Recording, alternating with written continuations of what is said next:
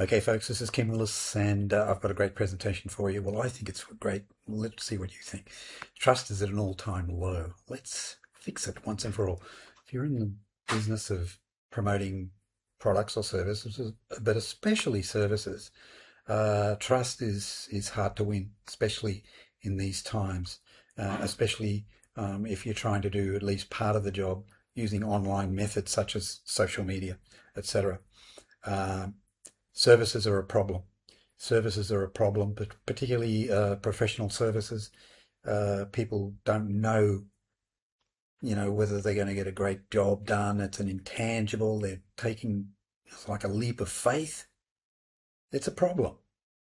And trust is the issue. If we can win the trust game, the rest of it becomes a whole lot easier.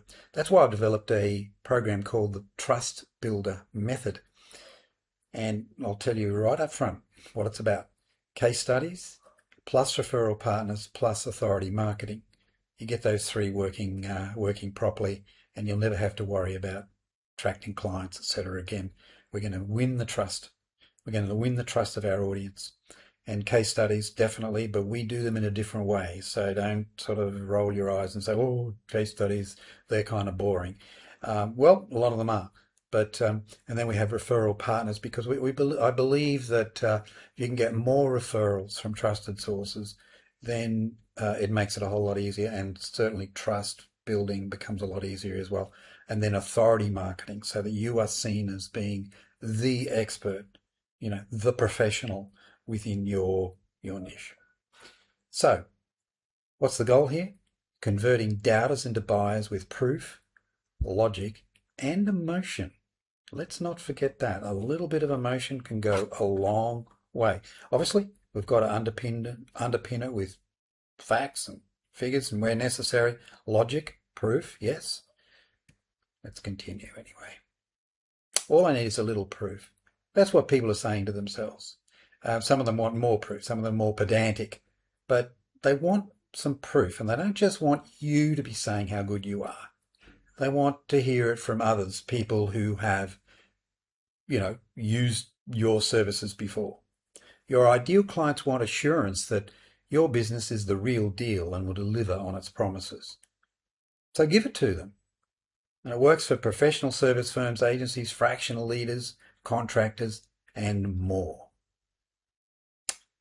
This is me, Kim Willis. My thing is storytelling for influence, brand, and sales. I've been telling stories to attract attention and especially to make sales since I was age 19. And it wasn't anything fancy. I was knocking on doors trying to sell health books. Yeah, that's what happened. That's how I got started. And I was failing miserably. Things turned around when my sales manager, who happened to be the number one seller of these books in the world, came out with me to see what I was doing, because obviously I wasn't getting anywhere without some support. So he came out with me, figured out, heard me a few times give presentations, and we went out. We went to McDonald's and had an orange juice, some French fries, or something like that. And we talked about it, and it came down to two things. One, I wasn't asking questions. And number two, I wasn't telling stories, or if I was telling stories to illustrate key points, I wasn't doing it with conviction. And they weren't the right stories quite often as well. So since then, those two lessons from my first mentor, the sales manager, his name is Stan Rex, and those two lessons have basically shaped my career.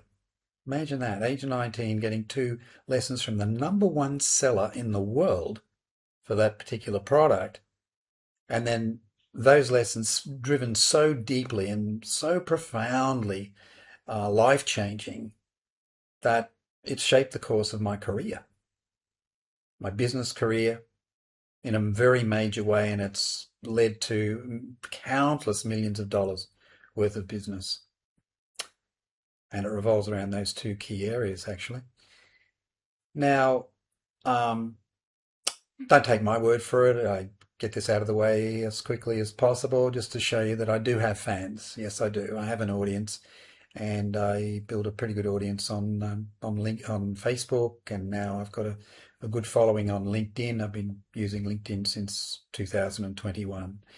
Some of these testimonials were years old, like, oh, well, actually, this one not very old. It's only about 18 months. Avon Collis, he runs a fast growth. He's a very entrepreneurial guy. But I helped him sort out some of his LinkedIn issues, and oh, you read it there. He got leads. All right. Below this is an older story. This is from a guy who was helping to make high ticket sales through affiliate marketing. I've had vast experience selling, promoting all sorts of different products in different industries, which some say, oh, it's a bad thing. No, I think it's a really good thing. It's a good thing because I've got broad experience.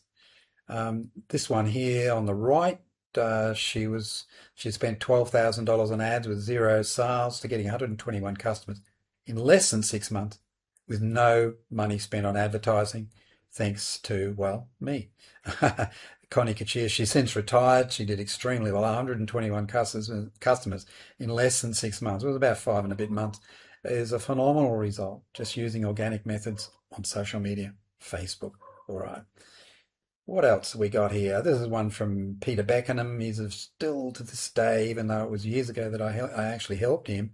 I helped him with his Facebook. He wasn't getting any traction there at all, and I was doing pretty well. So he approached me and said, "Listen, can you help me? Can I hire you? What can I do? Because I really I want to, I can see that social media is going to be part of the game plan. So I've really got to make it work." So Peter has voluntarily, without any solicitation on my part, given me testimonial after testimonial after testimonial. In fact, as I read this, as I record this, it was only about 2 weeks ago on LinkedIn that he gave me another one. And you can see it for yourself. It's in my news feed. Go and look at my posts and you'll see it. So what does he say here? Totally with you. He's commenting on a LinkedIn post when I was talking about storytelling for profit. Stories have a way of connecting people on a deeper level. Numbers might impress some, but they'll never be my type of clients anyway. It's the human element, for want of a better term, that builds trust and lasting relationships. If you're reading this, go all in as Kim advises with storytelling. Don't play around the edges and expect AI to do all the work for you. Message Kim and seek your help. He did wonders for me. Little mini, these are case studies, they're like micro case studies, micro case studies. This is the guy I helped before COVID, Guido. I taught him a Facebook group strategy. I've got a myriad of different strategies for different circumstances. And I taught him how to fish in other Facebook groups. And 2 months later, he acquired 50 customers and not a cent spent on ads. 50 customers. Here's the Peter Beckenham, the one that gave me the testimonial before. It basically changed the direction of his business as a result of getting that early success on Facebook. Now he's become also successful on LinkedIn. He uses other strategies as well, but he really likes the social media stuff now. Connie Kachir, the aforementioned Connie Kachir, the testimonial there, 121 customers in less than 6 months. What can I say? What more can I say? Now, here's the problem today. Everyone's an expert now. Well, they think they are. A lot of kind of fake experts, because with AI now, you can pose as an expert. You can get the answers to anything. So AI and other factors have accelerated the trend. It's hard to cut through the noise and be seen. Content has become commoditized. Not all content, certainly not the content that I produce or the content I help others produce. But once it becomes commoditized, especially if it's been created by AI, people just turn off. As simple as that. Well, why? It lacks emotional resonance. That's the problem. It's very formulaic. It's kind of formal, it's stiff. There's no depth to it. Trust is low because of AI, social media, and online scams. I've had people try to scam me on LinkedIn, Facebook, and other platforms, messaging apps, in the last 2 years. Of course, I never fall for those scammers, but some people do. So how can you shrink the trust deficit?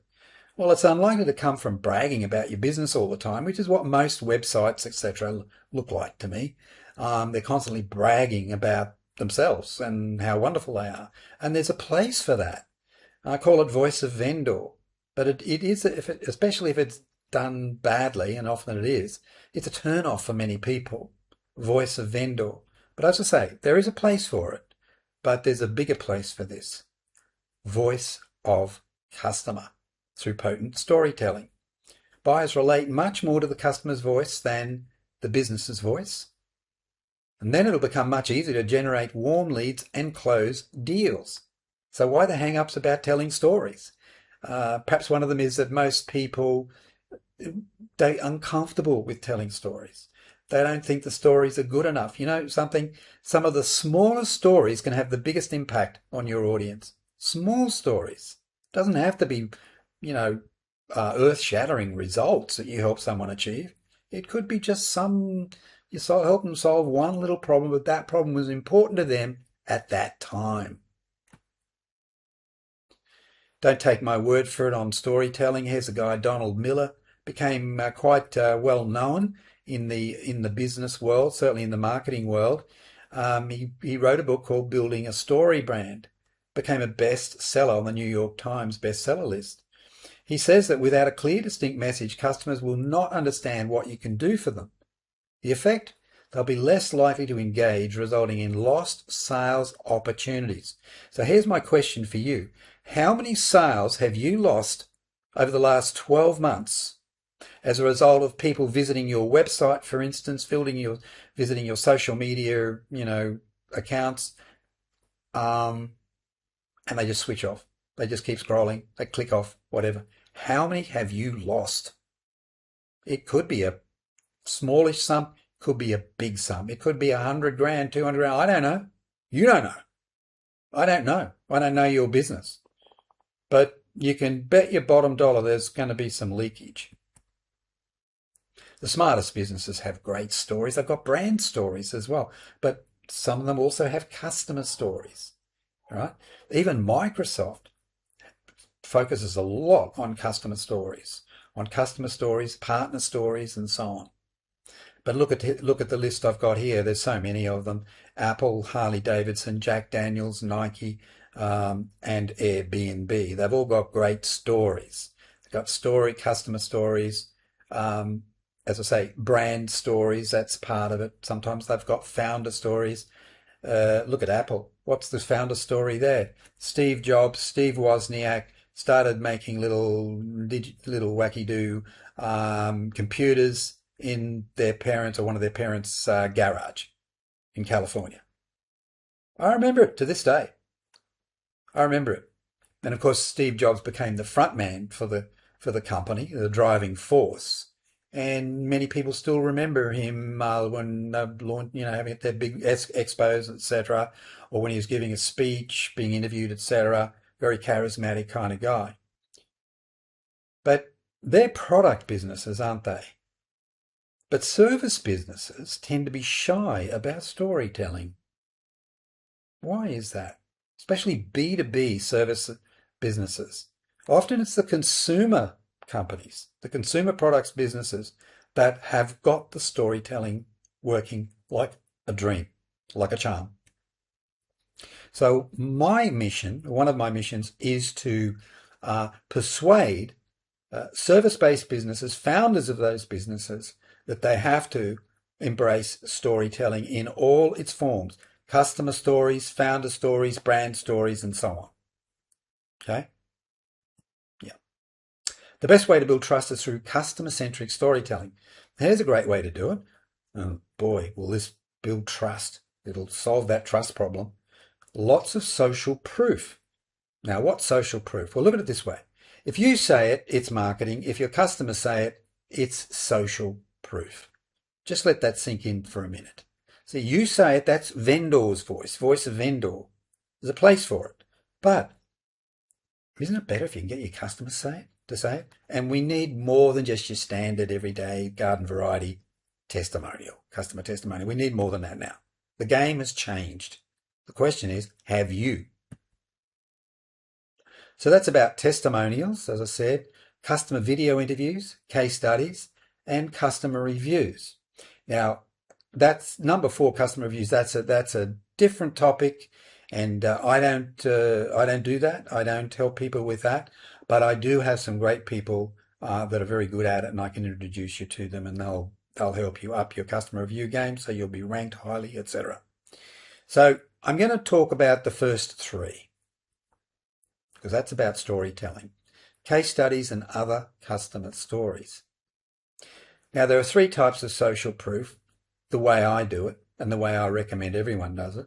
One is enhanced testimonials, not just any old testimonial. We want an enhanced testimonial.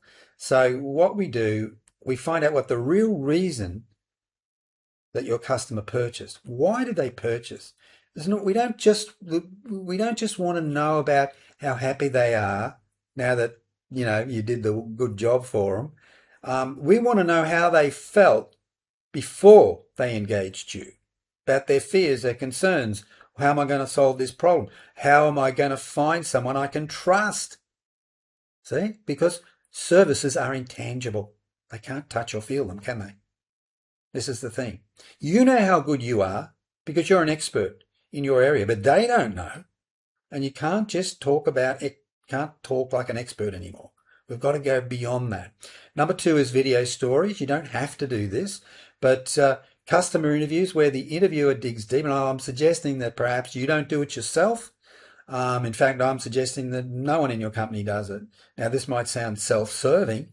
I guess in a way it is, but it makes a heck of a lot of sense to have an outsider, someone with skills. So that's one of the services that we can help you with.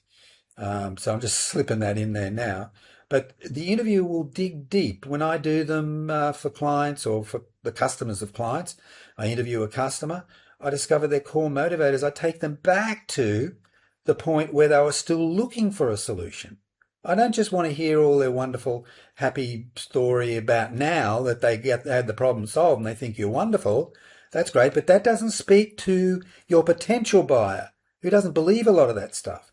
They want to hear how the buyer overcame their fear. Why did they decide to choose you instead of someone else?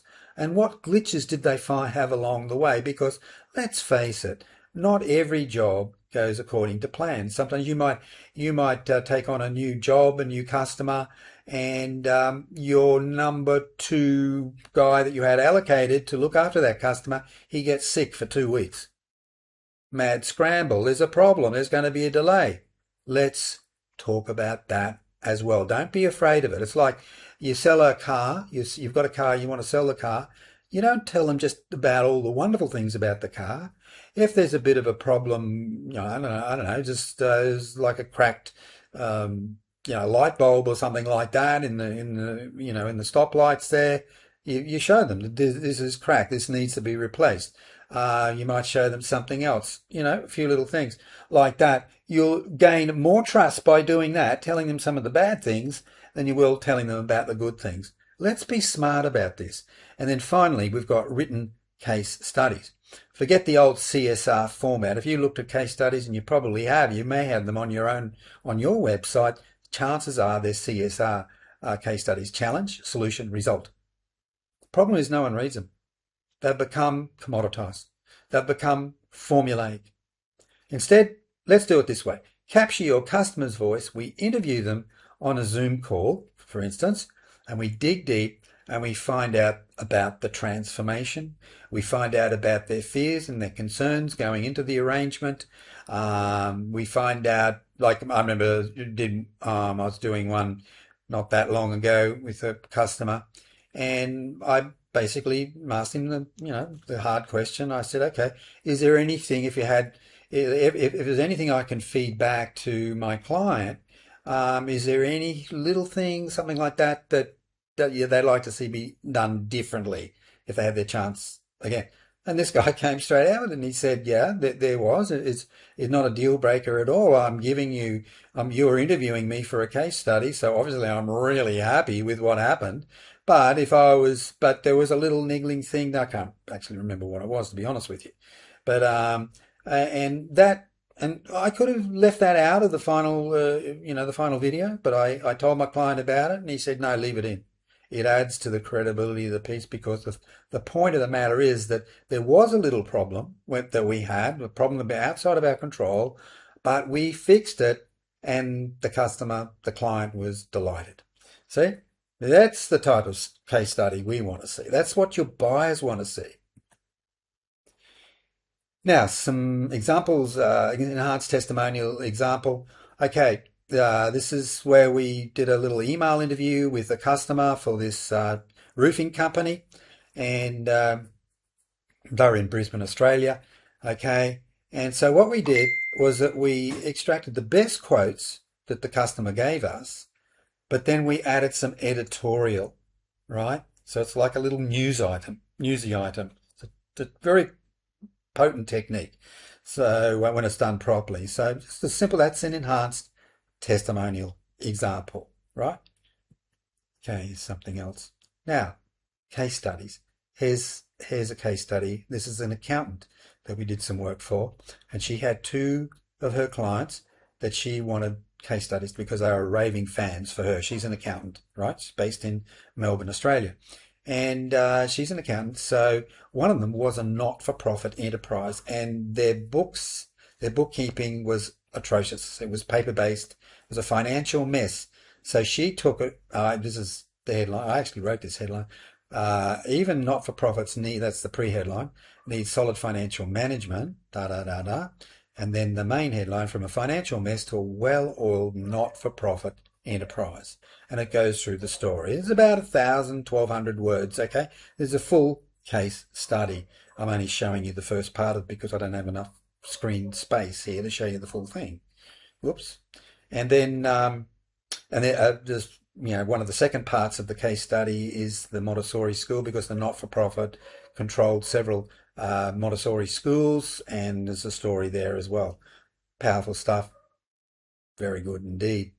Now, this is one that we haven't yet published, despite the fact that this lady, the one I was talking to you about before, she's got 121 customers in 5 and a bit months.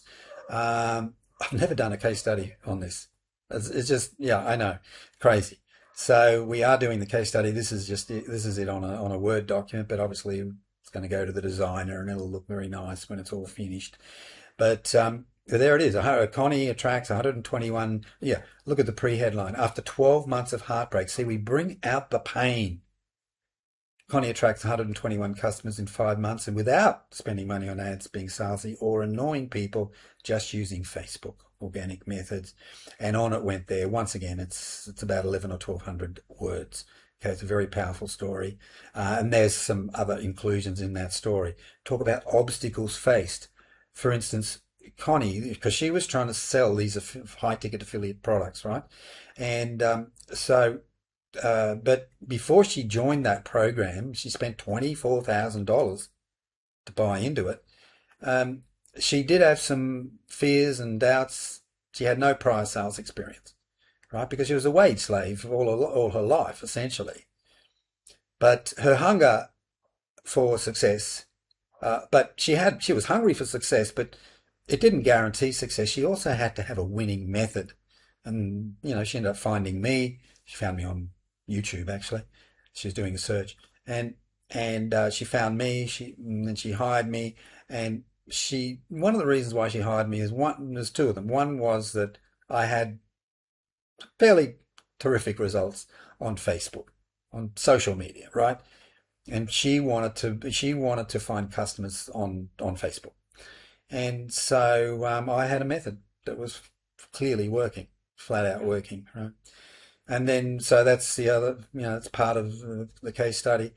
Show, don't tell, our process explained. Sometimes I like to share the process with future buyers. Share it. Let them see what the type of thing that we do. So that's another one. And here's another one. This is more corporate, this is a bigger business. All right, Ventry. And this is just the intro to it. There's a lot more to it than that. Here's another one. This is bankruptcy averted. This is a lady that hired us to help her sort out the mess that she was having with her selling legal membership services. Okay, and she's based in Canada, and so there's a little success story there. One of her customers, uh, became a member. She paid the membership fee, and then she had she had a legal problem, so she used a membership. Within 20 minutes, she was talking to a fully qualified lawyer, and the lawyer saved almost $4,000 and didn't cost her a cent other than her monthly membership fee. Fantastic story. Eh? Now this is like a little makeover where we took this as a marketing agency based in the UK, United Kingdom, and they had this is their idea of a case study, just bullet points, right? Just facts. That's all it is. And I said to them, I said, look, I think we can do better than that. So we did our research, found out what was really turning the customer on and so on, and we created not a full-on 1,200 word case study, but still something that gave more detail than that little thing that I showed you on the previous slide. Not only that, we gave it a great headline because the name of the client was Salt by Hendrix. Salt. So I like using wordplay. Spicy returns for salt. Right? Spicy returns for salt. Wordplay. Okay. Revenue doubled in 30 days, 9.65 time return on ad spend because the agency is an advertising agency, right? Facebook ads in the main. So there's a backstory there talking about the pain, etc. All right. So there's some examples telling you the 3 types of social proof that you need. You need, if your budget doesn't stretch to have all 3, maybe we pick one and work with that, and then you can scale up from there as you can, when you're ready. Okay, pillar number 2 is referral partnerships and ecosystems. I like the idea of getting warm leads, warm introductions, warm referrals from people who like what we're doing, and they have connections, they have clients, they can't do what you do or what I do, so they refer them to me or they refer them to you, right? Could be in a related industry, but they've got the same sort of clients that you would love to have, or I would love to have, okay? So if we can build a small network, we only need 3, 4, 5, 6 of these people. I call them channel partners, plus the other types of referral partners. You get a bit of this stuff happening, and then your business will change dramatically because you will be in control of your marketing and therefore, by extension, in control of your results. Okay, so that's where I think we ought to be heading. More of this type of thing. Okay, developing a referral ecosystem. Now, don't let it freak you out. It's actually quite simple. It just takes a little bit of confidence, a little bit of courage, but we've got different ways of helping you overcome the fear and acquire those, those kind of people skills that are needed. All right, if you don't already have them. So let's have a look at referral partnerships. Imagine receiving a regular flow of endorsed introductions to your ideal clients. Be a good thing, yeah? Trust has already been partially or fully established before you meet the prospect. Perfect. Can't beat that. But here's the problem. Results are often slow to materialise, and when they do, referrals are few and far between. Another problem is quality. Often the quality is poor, but because it came from a referral partner, you don't want to offend them. So, you might be hesitant to reject that referral. Because it you may think that your referral partner, the referrer, might get offended, and you don't want to burn a relationship, right? Well, there's a way around this problem because you certainly can't rely on typical channel partner arrangements where you might be lucky to get 1 referral a year. You can't build a business on that, right? The good news is that I've developed a way to ensure you receive a steady flow of quality introductions from reliable referral partners. More good news, I can probably help you recruit your first aligned referral partner. And sometimes we can do it without you paying any fee to me, to us, right? There are different ways of doing it. Okay, so if your budget is tight, we may be able to help you with that. All right. All right. So that was number two. The first, so we've done number one, which was customer stories, client stories in the form of case studies, enhanced testimonials, video interviews, right? Uh, Number two, we just did that, referral partnerships, and then finally authority content. I'm only going to spend 2 minutes on this because it's a bit. It'd take probably another 20 minutes to explain it properly, to go into more depth and give you a bigger picture. But I just hope I can whet your appetite with this. So, case studies, enhanced testimonials, and custom video interviews are a vital part of the content mix, no doubt about it. Not only will they help build trust, but they'll also help establish you as a true authority in your industry. But there's more you can do. Here are some examples. Authority content on your blog, if you have a blog. If you don't, maybe you should consider you creating a blog. Blogging, if it's done properly, can be a very powerful way to attract attention from Google. More likely that they'll rank you higher in the search engine results. You can also leverage it into AI. People can find you through AI as well. So this helps a blog. Authority content on your blog helps to establish expertise and authority. Number two, upgraded content on all your website pages. So not just the blog, the home page, the about page, the other services pages that you've got. Yeah. Now, you've probably got those pages on your website, but if they're like a lot of the pages that I see, they're not very good. Now, they're not impactful. It's kind of old school. It might have worked 10 years ago, but not now, right? And a lot of people are telling me that they're noticing the traffic is dropping, especially in the last 12 months or so to their website. And thought leadership content on LinkedIn is the other way to do it, especially if you're in B2B. You can do it on Facebook and some of the other socials, but LinkedIn for the service-based businesses in the B2B arena LinkedIn is still, the preeminent social platform. So, look, like I said, I can't really. We just don't have the time to continue on with number three. But I'm just whetting your appetite, giving you some ideas. And I think the best thing you should do is just talk to me. I'll give you some tips. I'll have a look at what you're doing now, give you some thoughts, some ideas. I'm not going to charge you for that. And then if you want to talk about a more professional arrangement, you can. That's it. Doesn't worry me either way. Okay, so reach out to me on LinkedIn, Kim J. Willis. You may already be connected with me on LinkedIn. Tell me what help you need, and we can see where the conversation takes us, because I'm about conversations more than anything else, in some respects anyway. All right, so that's it, and that's the end of it.